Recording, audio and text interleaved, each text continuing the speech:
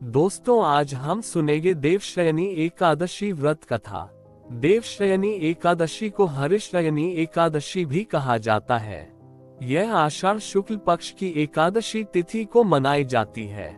इस दिन भगवान विष्णु योग निद्रा में चले जाते हैं और 4 महीने बाद कार्तिक शुक्ल एकादशी, जिसे प्रबोधिनी एकादशी के नाम से जाना जाता है, पर जागते हैं। इस अवधि को चातुर्मास कहा जाता है। इस बीच में भगवान शिव सृष्टि का संचालन करते हैं। एक बार धर्मराज युधिष्ठिर ने भगवान श्री कृष्ण से देवशयनी एकादशी की व्रत कथा सुनने की इच्छा जताई। तब भगवान श्री कृष्ण ने देवशयनी एकादशी की व्रत कथा सुनाई। कथा के अनुसार सतयुग में मानधाता नामक एक चक्रवर्ती राजा राज्य करते थे। राजा मानधाता अपनी प्रजा के लिए अत्यंत न्यायप्रिय और धर्मनिष्ठ शासक थे। उनके राज्य में सभी लोग सुखी, समृद्ध और संतुष्ट थे। परंतु एक समय ऐसा आया जब उनके राज्य में भयंकर सूखा पड़ा। वर्षा न होने के कारण राज्य के तालाब, नदियां और कुएं सूख गए। फसलें नष्ट हो गईं और प्रजा जल और अन्न के बिना त्रस्त हो गई। प्रजा की इस दुर्दशा से राजा मानधाता अत्यंत चिंतित हो गए। उन्होंने राज्य के विभिन्न ऋषि मुनियों और ज्ञानी ब्राह्मणों से परामर्श किया। उन्होंने बताया कि किसी गंभीर पाप या दोष के कारण ये सूखा पड़ा है और इसे दूर करने के लिए भगवान विष्णु की कृपा प्राप्त करनी होगी।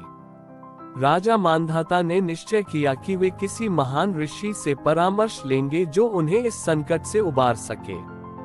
राजा मानधाता अपने संकट का समाधान पाने के लिए विभिन्न ऋषियों के पास गए। अंततः वे महर्षि अंगिरा के आश्रम पहुंचे। महर्षि अंगिरा अपनी तपस्या और ज्ञान के लिए प्रसिद्ध थे। राजा ने महर्षि अंगिरा को प्रणाम किया और उन्हें अपने राज्य की स्थिति बताई। महर्षि अंगिरा ने ध्यान लगाया और ध्यान से देखा कि यह आपदा क्यों आई है। उन्होंने बताया कि यह कालचक्र का प्रभाव है और इसे समाप्त करने के लिए भगवान विष्णु की आराधना करनी होगी। महर्षि अंगिरा ने राजा मानधाता को देवशयनी एकादशी का व्रत रखने का विधान बताया। उन्होंने कहा कि इस व्रत को विधिपूर्वक करने से भगवान विष्णु की कृपा प्राप्त होती है और सभी संकटों का नाश होता है। महर्षि ने व्रत का पालन करने के लिए विधि बताए। प्रातःकाल स्नान और संकल्प। व्रत करने वाले व्यक्ति को प्रातःकाल स्नान करना चाहिए और व्रत का संकल्प लेना चाहिए। स्नान के पश्चात भगवान विष्णु का ध्यान करना चाहिए। पूजा विधि। भगवान विष्णु की मूर्ति या चित्र के सामने दीप, धूप, पुष्प, नैवेद्य आदि से पूजा करनी चाहिए। विशेषकर तुलसी दल और पीले वस्त्रों का उपयोग करना चाहिए। व्रत कथा का श्रवण।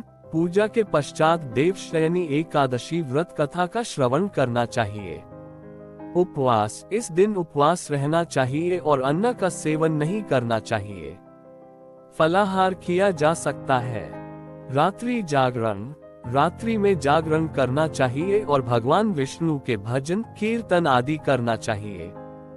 दूसरे दिन पारण। द्वादशी तिथि को ब्राह्मणों को भोजन कराकर और दान दक्षिणा देकर व्रत का पारण करना चाहिए।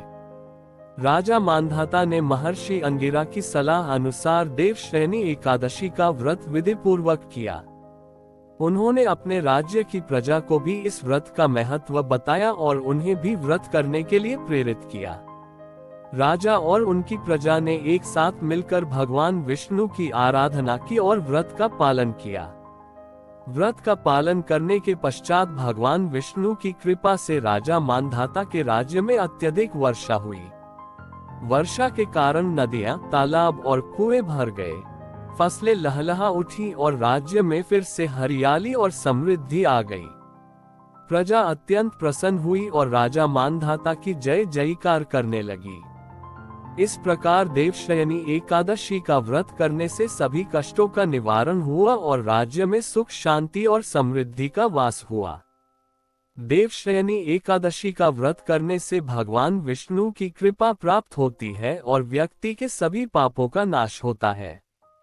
इस व्रत का महत्व इसलिए भी है क्योंकि भगवान विष्णु स्वयं इस दिन योग निद्रा में चले जाते हैं और 4 महीने बाद जागते हैं।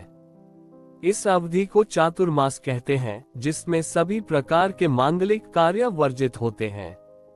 इस व्रत को करने से व्यक्ति को विष्णु लोक की प्राप्ति होती है और जीवन में सुख समृद्धि का वास होता है। देवशयनी एकादशी की कथा के अतिरिक्त और भी कई कथाएं हैं जो इस व्रत के महत्व को दर्शाती हैं। एक और कथा के अनुसार भगवान श्री कृष्ण ने युधिष्ठिर को इस व्रत का महत्व बताया था। उन्होंने कहा कि देवशयनी एकादशी का व्रत करने से व्यक्ति को मोक्ष की प्राप्ति होती है और उसे विष्णु लोक में स्थान मिलता है। देवशयनी एकादशी व्रत हिंदू धर्म में अत्यधिक महत्वपूर्ण व्रत है। इस व्रत को करने से व्यक्ति को भगवान विष्णु की कृपा प्राप्त होती है और उसके जीवन में सुख समृद्धि का वास होता है। इस व्रत की कथा अत्यंत प्रेरणादायक है और इसे विधि पूर्वक करने से व्यक्ति के सभी कष्टों का निवारण होता है। इस प्रकार देवशयनी एकादशी व्रत न केवल धार्मिक दृष्टि से महत्वपूर्ण है, बल्कि यह व्यक्ति के मानसिक और आध्यात्मिक विकास के लिए भी अत्यंत लाभकारी है। देवशयनी एकादशी से जुड़ी एक और रोचक कथा भगवान श्री कृष्ण और युधिष्ठिर से संबंधित है। ये कथा महाभारत काल की है, जिसमें भगवान श्री कृष्ण ने युधिष्ठिर को इस व्रत का महत्व और पुण्यफल बताया था। महाभारत के समय पांडव अपने अज्ञातवास के दौरान भगवान श्री कृष्ण से मिलने द्वारका गए थे। वहां युधिष्ठिर ने भगवान श्री कृष्ण से देवशयनी एकादशी के व्रत का महत्व जानना चाहा। युधिष्ठिर ने पूछा, हे केशव, कृपया मुझे बताएं कि देवशयनी एकादशी का व्रत करने से क्या फल प्राप्त होता है और इसकी विधि क्या है। भगवान श्री कृष्ण ने युधिष्ठिर को बताया, हे युधिष्ठिर, देवशयनी एकादशी का व्रत अत्यंत पुण्यकारी और समस्त पापों का नाश करने वाला है।